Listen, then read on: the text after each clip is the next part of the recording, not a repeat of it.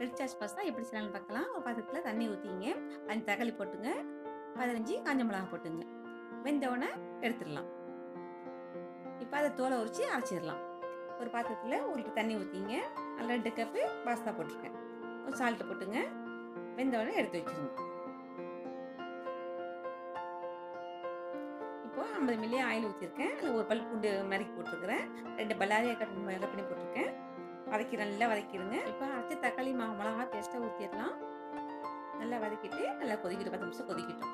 நல்லா கொதிச்சோடனே சால்ட் போட்டுங்க, 1 ஸ்பூன் சர்க்கரை போட்டுங்க, மிளகுத்தூள் 1/2 ஸ்பூன் போட்டுங்க. நல்லா மிக்ஸ் பண்ணிவிட்டு இப்போ பாயில் பண்ண பாஸ்தாவை போட்டுக்கலாம். இன்னும் சேர்ந்து ஒரு 10 நிமிஷம் கொதிக்கட்டும். நல்லா மிக்ஸ் பண்ணிடுங்க. 100 பட்டர் போட்டுங்க, மல்லியிலை தூவி இறக்கலாம்.